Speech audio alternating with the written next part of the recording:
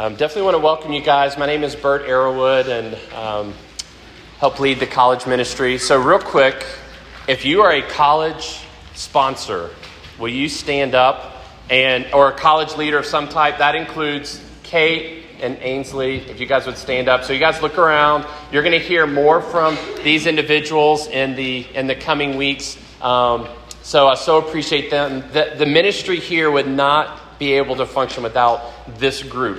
And so you're going to hear what the different roles are. And guys, give them a hand. I'm just so excited to work with them.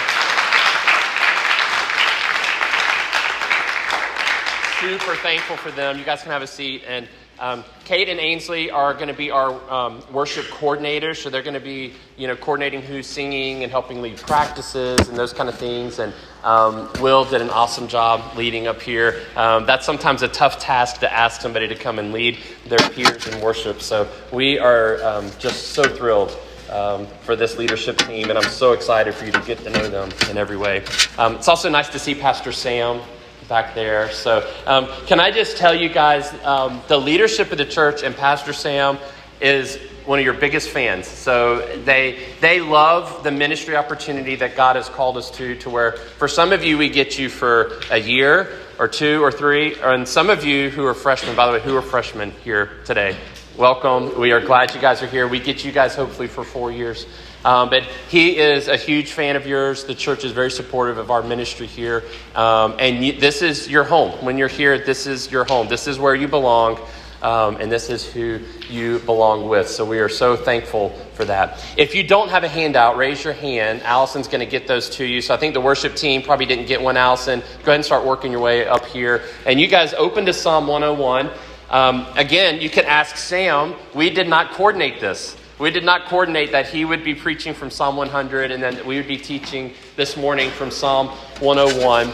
But I'm so excited that worked out because God knows. God knows what we need to hear. And let me tell you where we're headed this morning. There's 3 parts that we're going to talk through. The first part is we're going to talk about our paths that we're to go down. And in just a minute, I'm going to ask you to think in your mind about 2 different paths. And then I have a picture up here of each of those, and I'm going to see how close you get to it. So there's going to be a couple interactive illustrations this morning. So we're going to be talking about paths. And just to kind of, a little bit of a spoiler, there's only 2 options. There's only 2 options. When we read in just a minute, there's a path of either the blameless before God or evildoers.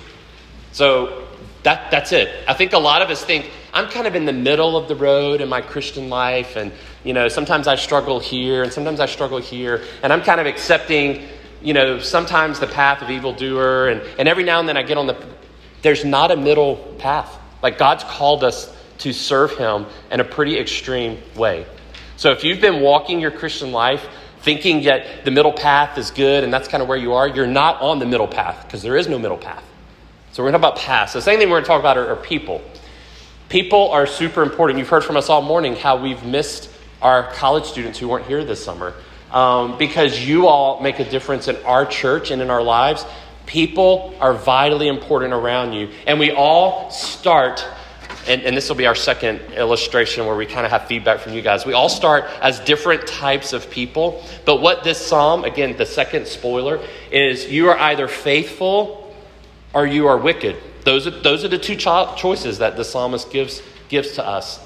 And then we're going to close this morning with talking about worship and praise. So it's totally connecting back in to what we've been talking about all summer. And if you haven't been here all summer, this is going to connect right in and kind of kick you off with praise. And that should be our response to where if you say, I want to be blameless, I want to walk a path of being blameless, and I want to be faithful.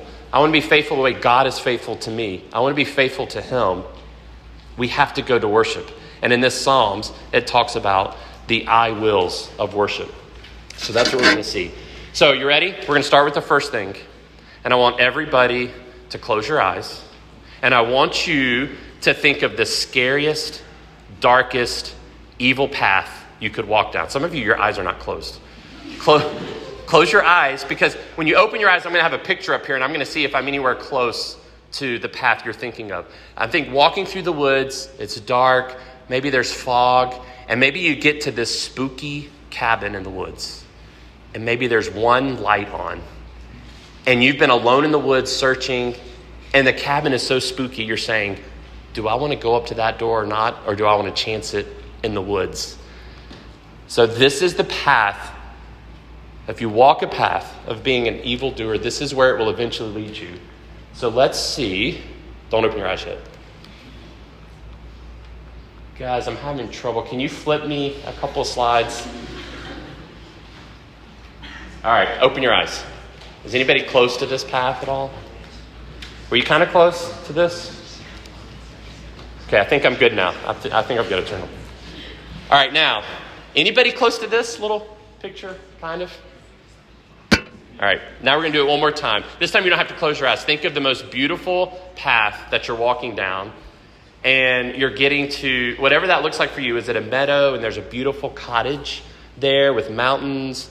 Is it next to a river? Think about the most beautiful path, and this is the one that I came up with. So maybe. Oh, wait, I'm back. All right, are you close to that? No, a little bit. So I want to give you this illustration because there's two paths that you're going to walk down. And where you are going and who you are is very important in this path. So where you're going and who you are. So now we're going to talk about what influences these. And I'm going to read Psalm 101, but let me give you some assignments before we do. First of all, freshmen. If you're a freshman, when we read this, I want you to try to pick out 3 or 4 verses that talk about our eyes or what we see. Our eyes or what we see. So freshmen, that's your assignment. And I'm going to ask some of you in a minute. You're going to stand up when we get to this, so everybody knows who you are, so they can welcome you. But you're going to give me some feedback. So the eyes and what you see. Sophomores, we probably have fewer of those. Raise your hand if you're a sophomore. All right, we got enough here. So you're going to be watching, when we read the psalm, you're going to be watching for our mouths and what you say. And there's probably about 3 in here. And then we're going to get feedback from you. Juniors, you kind of know, you're smart enough to know where you're going. You've already probably started reading it to see where there are feet that are talked about and where you're going. And I came up with 4. So if you're a junior, I came up with about 4 that talk about our feet and where we're going. And then seniors, it's your mind, what you think.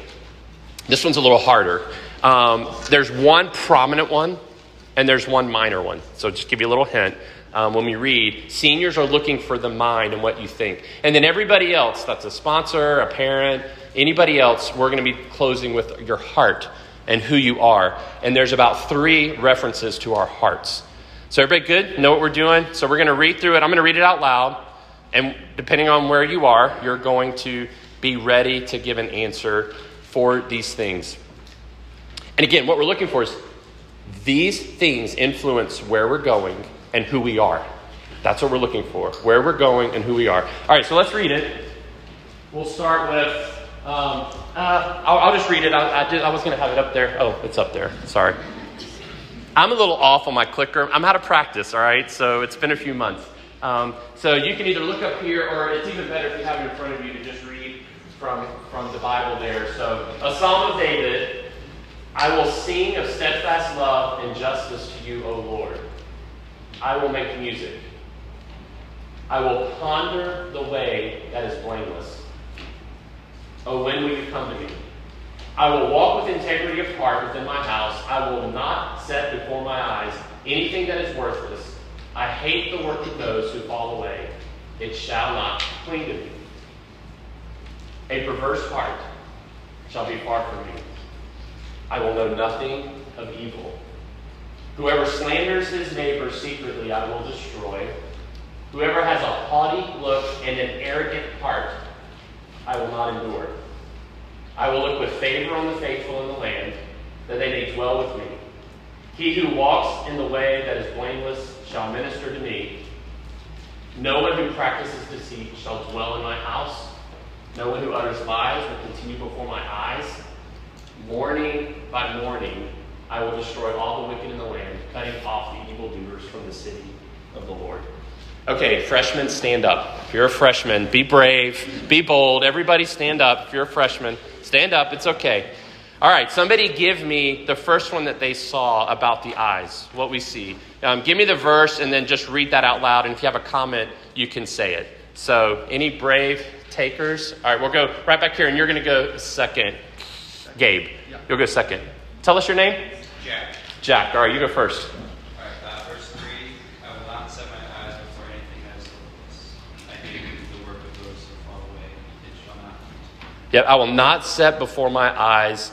Okay, one more little cheater here. In just a minute, our praise, when we get to that part, it's going to close with all the I wills. All right, so that's just a little hint. We're going to read it again in a minute because you were looking at one thing this time. We're going to look at something different next time. We're going to close with the I wills. But yeah, verse 3a, yep. Verse 6, mine eye shall be upon the faithful of the land, that they may dwell with me. He that walketh in the perfect way, he shall serve. Yep, so my eyes will dwell with those who are faithful in the land. And that's going to connect in a minute to the second part, the people, who we are, who we're with. Very good. Another one. Yeah. Verse 5, that it says, him that hath a high look and a proud heart will not be. Yes. Verse 5.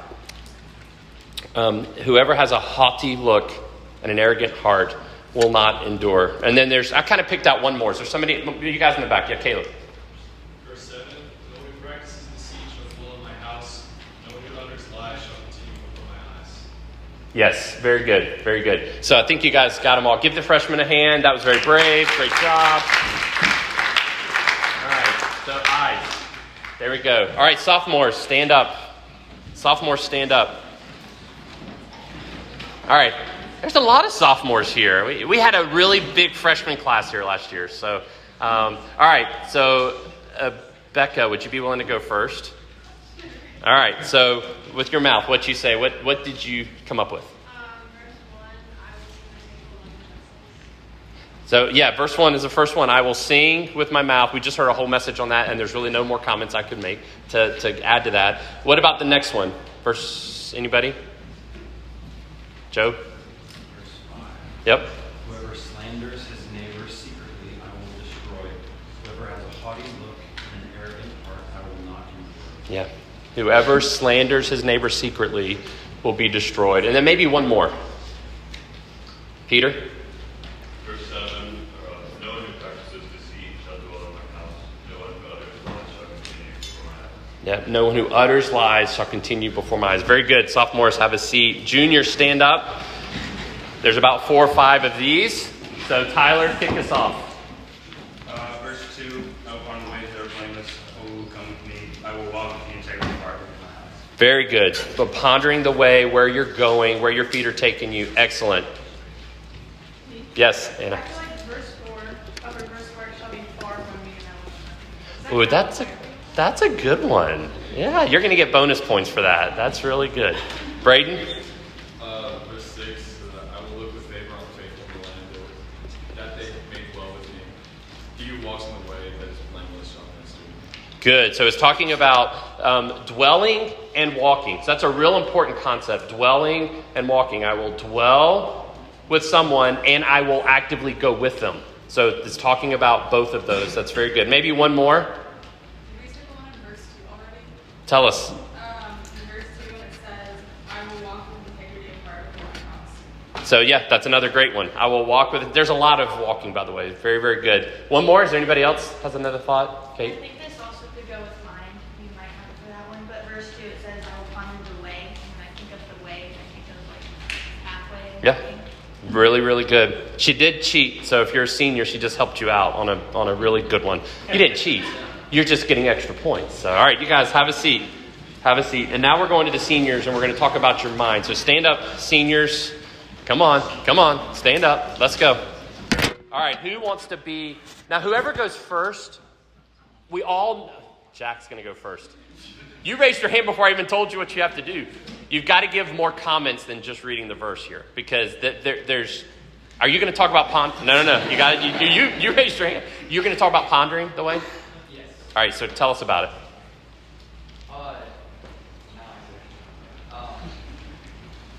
When you ponder the way that is blameless is, and I kind of think of it as you're not just going the way that you think other people are doing.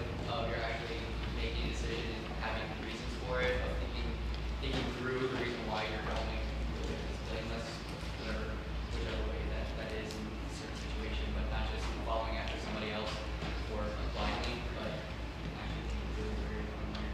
Excellent, excellent. What else, Luke? Yeah, that's what I was going to ask you to do. Add on to that. I just think of, well, pondering the way that is blameless. Like, sometimes we think if we do the opposite and we just try not to do what is evil, we're kind of being self-dependent and you don't really gain a lot of ground that way.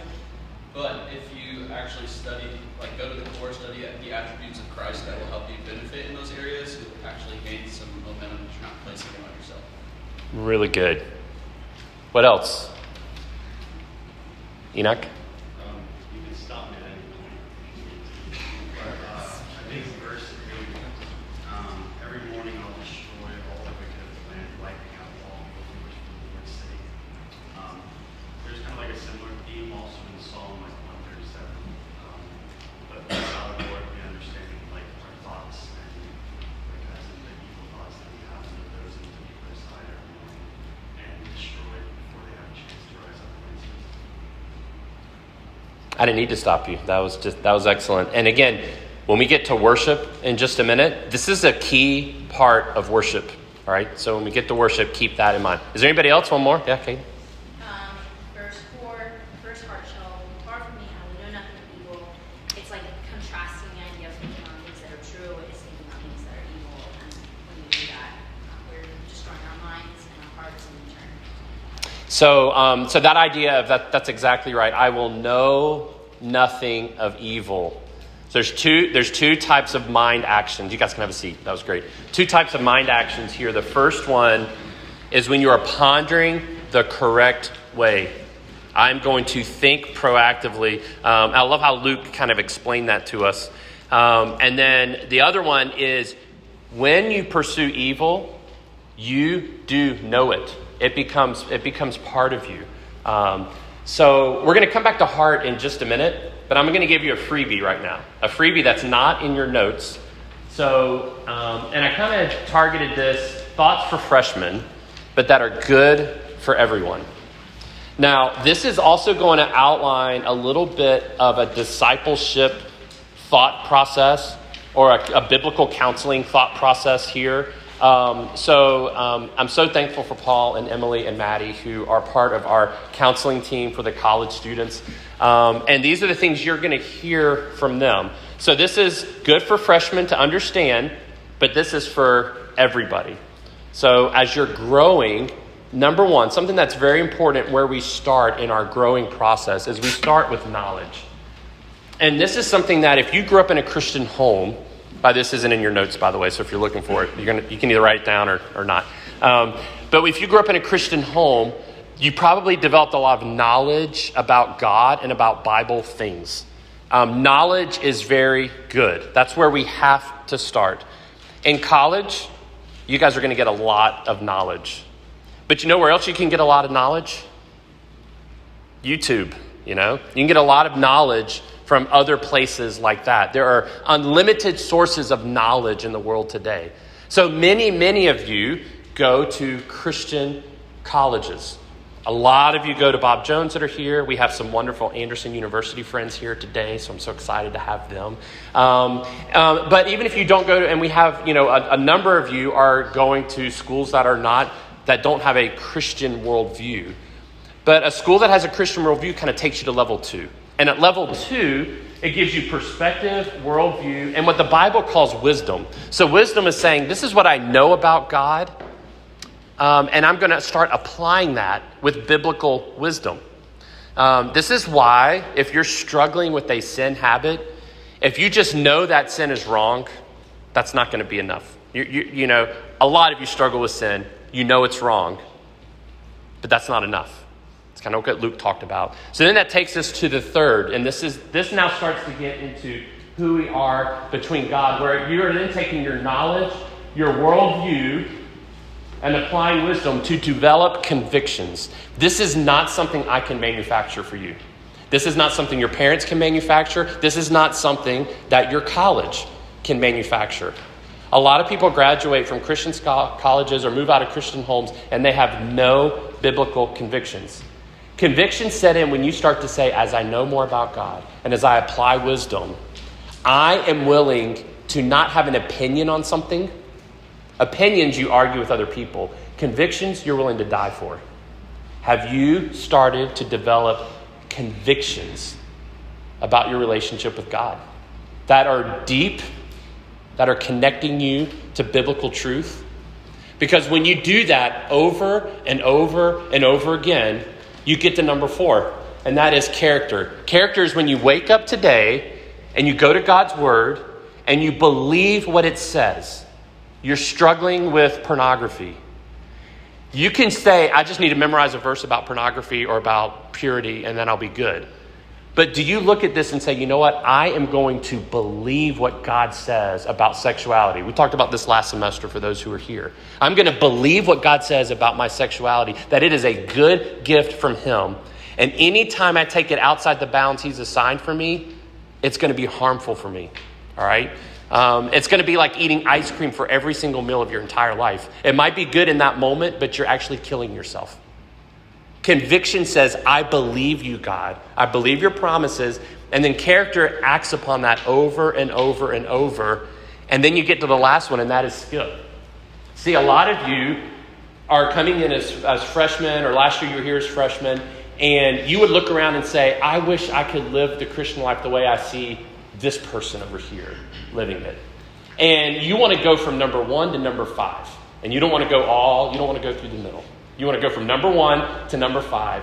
Skill is developed when you're consistently practicing who is God, how do I apply that truth, am I fully convinced of that in my heart. I'm doing that over and over, morning by morning, and then there's skill.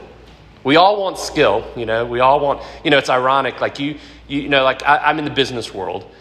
And, many times I'll talk to people and they'll be like, oh, I want to be at a certain level in my business career. And you kind of want that right away. And then you talk to somebody who's older and they have all this, and you have this enormous energy. As a young person, you're getting out of college and you have all this energy to do all these incredible things, but you don't really have the skill. And then God in his irony, when you can start to get, I'm not 50 yet, so let's say 50 and older. When you start to get 50 and older, you have this skill and you have no energy. You're like, God, I had all this energy when I was young and no skill, and now I have skill and no energy. The Christian life is developing this out. And that leads us to what you need in your life, and that is you need people. So now interactive quiz number 2. I'm going to give you a quiz. Everybody has to assign a percentage to one of these 3 categories of what type of person you are. But you have to have one that's a dominant percentage. You can't do 33.3 for all of them. So one of them has to be a dominant one.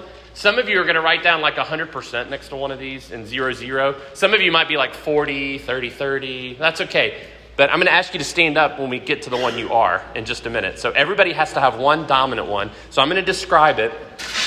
And again, just trying to kind of unwind a little bit who we are. So I had to make them all L's because that's just the way I am. So I'm sorry, they're all L's. So a little bit of a stretch here and there. But there's 3 types of people. There's a leaner who says this, I want to see people. So if you're a leaner, you're leaning into relationships, and kind of your struggle might be that you seek to be accepted, and at times you can come across as needy. The second one is a looker that says, now I don't necessarily want to see people, I want people to see me. So someone who is a looker, it doesn't mean you're handsome or good looking, but it may. Like you may, all of you are like handsome and good looking because you're young and you have energy. But it changes over time, You get smarter, but you get less good looking. I'm sorry to tell you guys that. But a looker is someone who says, I want people to see me. They seek to be affirmed by people, and at times they may come across as loud. The third one is a loner. A loner is this, I want to see no one. I seek to be alone, and I can come across as shy. So let me give you two more ways to kind of tell where you are. I'm going to tell you one is the mirror test. The mirror test is this. When you go to the mirror, if you're a leaner, let's say that you're in the mirror and it's a big public restroom. When a leaner goes to the mirror, they're using the mirror to kind of see what everybody else is doing. Like, if you're in the red, you're kind of like checking everybody else out. Like, what are they doing? And it's kind of like they really can't see me because I'm in a mirror, but I can see them. And so you kind of want to know what's going on. Obviously, you know where I'm going with the looker, right? They're in the mirror checking themselves out, and they kind of smile a little bit. And yeah, that's that. And you're not really thinking about other people looking at you. You're thinking about yourself. And the loner cringes at the mirror and moves on. They don't even stop. They don't want to look in the mirror. They don't want to see a reflection. They just want to move on. And let me give you one more test. One more test is when it comes to sin or struggles in your life. Sin or struggles in your life. If you're a leaner, you like to know other people's struggles. Like that's like you like to know the goods on people. You like to know the dirt. You know, that makes you feel a little better if you know what somebody else is doing. So you're kind of good with that. If you're a looker, you have no problem with other people knowing your sins. In fact, and sometimes it's a badge of honor. Like I'll sit down and grab coffee with a guy sometime and he'll be like, dude, I'm struggling with this and this and this. And it's like, the more I lay out there, it's almost like they get, absolved or something of their sins. And they're like, hey, I'm going to just lay all this out. And they just let you know everything about themselves because they have no problem. And in fact, that's almost kind of freeing for them. And for a loner, it's very important that no one knows mine. Like it's very important that no one sees my sin or knows of my sin. All right, so does everybody have their percentages written down? We're good? You're good? All right. If you're a loner, I'm starting at the bottom because you're the ones that need the most courage to stand. Stand up if you're a loner. Stand up. Stand up. It's okay. It's okay. It's okay. Stand up. And I did that because sometimes there's probably a loner who's not going to stand because they don't want to stand. But it's okay if you don't stand. All right, have a seat. Thank you for being, If you're a looker, stand up. If you're a looker, stand up. Very, very good. All right, have a seat. If you're a leaner, if you lean into other people, stand up. And I kind of figured this would be the biggest one. So now you can look around. If you're a looker, you've been looking around, Or if you're a leaner, you've been looking around. So have a seat. So let me ask you this question. What is at the core of all of these? So somebody said sin. What type of sin? What's at the core of all of these? And again, it's sin. It can be a lot of different ones. But for me, it's pride. At the core of this, it's pride. I need people to see me, or I need to compare myself to other people. C.S. Lewis said pride, by definition, is comparative. You're not proud because you're good looking. You're proud because you are better looking than other people. And so at the center of this pride, even if you're a loner, who often people say, hey, I'm shy, and they equate that to humility. Often shyness is not humility.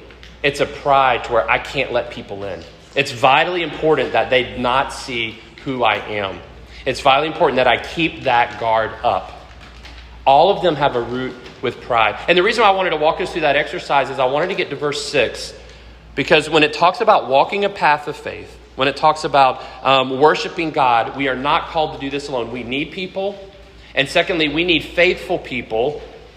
So look at verse 3b. We don't need these types of people. I will not set before my eyes anything that is worthless. I hate the work of those who fall away. It shall not cling to me. So we don't need the work of people who are evil. But what we need is verse 6. Look at verse 6. I will look with favor on the faithful and the land, that they may dwell with me. He who walks in the way that is blameless shall minister to me. So let me ask you guys a question. Do you have these types of people in your life? That's question number 1. Faithful, that are ministering to you. And then question number 2, are you that person? Are you that type of person that says, okay, there's these two paths, a path of faithfulness, right? Or wicked. Am I that person? Somebody needs you to be that person. You need to be that person for God. You need to be that person for yourself. If you're a leaner, leaning into other people all the time, trying to get that acceptance from a certain group or a certain individual, you need to lean into God. You need to say, I know I'm accepted. I am a child of God, and I'm accepted in his eyes. If you're someone who is constantly needing to be affirmed by others, you are free to serve God because you have been affirmed by him. You don't have to be affirmed by others. And when you recognize that, it actually gives you freedom to serve. You're not in bondage to what do other people think of me. And lastly, if you are someone who loves to be alone, who pushes people away or wants to avoid people, you are never alone. God is always with you. God will always give you the strength. And you need to recognize that God ordained for you to be with people, to be a part of other people's lives. So how do we move into this? We're going to read the psalm one more time. And this time we're all going to look together at the I wills. So this is where we're going to close this morning in just a couple minutes. And this is building towards that praise. What actions are you taking with your eyes, mouth, feet, mind, and heart? By the way, I didn't go back to heart because the old people here that aren't in college, they probably have forgotten already what they read. But the heart is who you are. That this is who you are. This is your character. This is where you have built strong convictions or not, right? Those are your two choices. The heart is who you are and what flows from that. So how do we build these things to be faithful and to be blameless? And as we read, if you guys will go to that psalm passage again. By the way, I forgot to flip through this, but we all know who the people were. The I wills. So let me read it, and you start watching for the I wills. So Psalm 101, verse 1. I will sing of steadfast love and justice to you, O Lord. I will make music. So the first I will.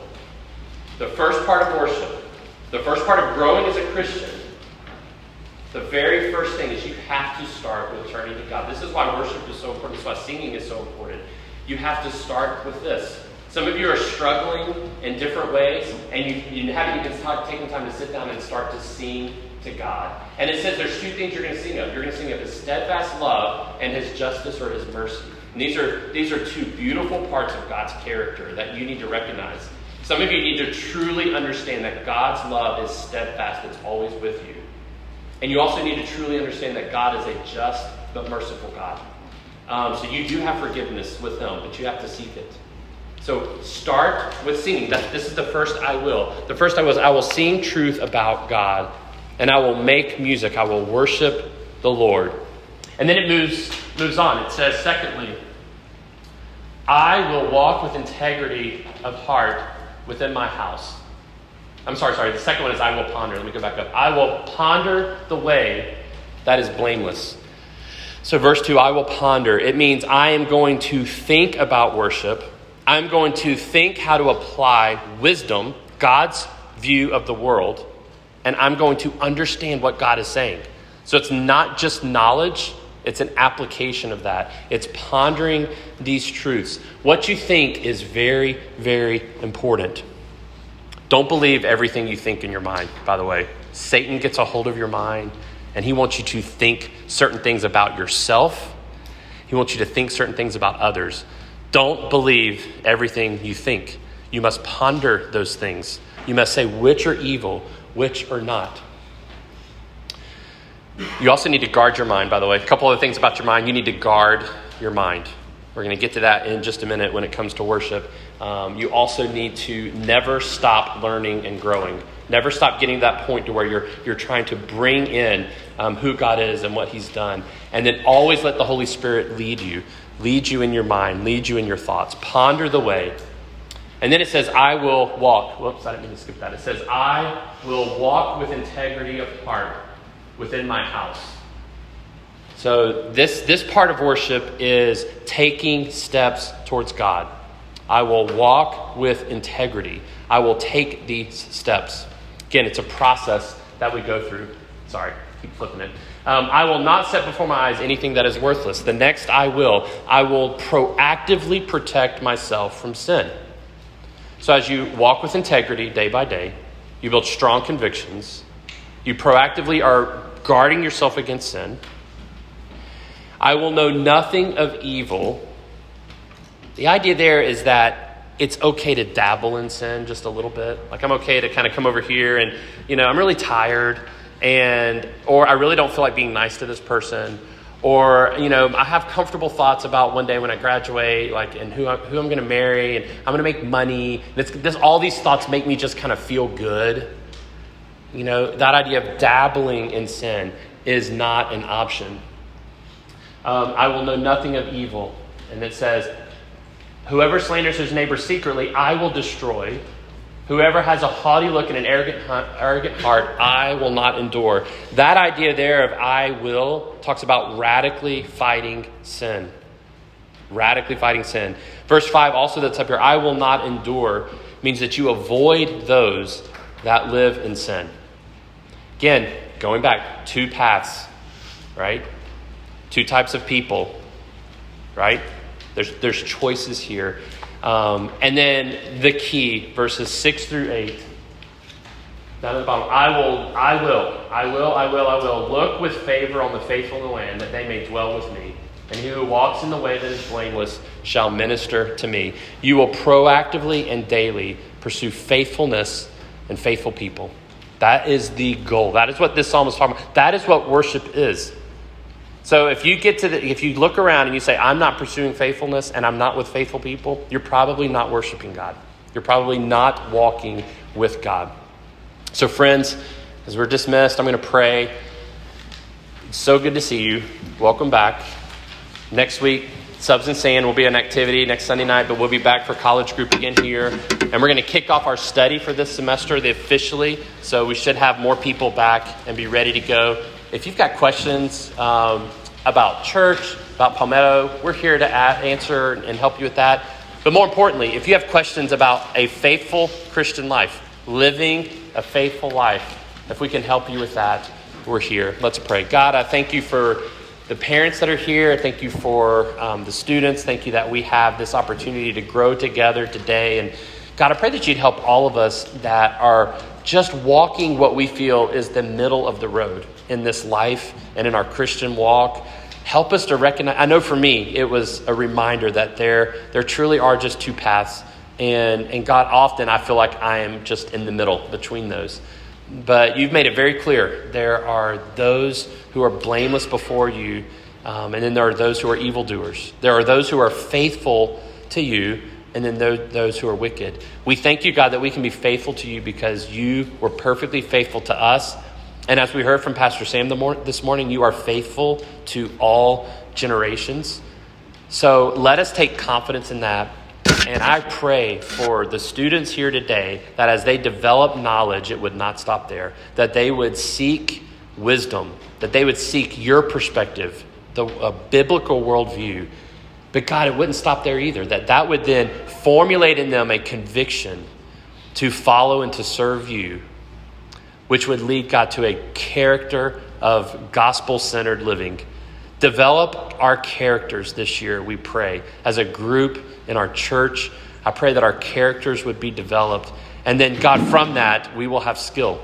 We will have the skill to walk the Christian life, to fight sin, to see you in new and fresh ways. We love you, God. Pray that you'd go with us now as we're dismissed. Amen.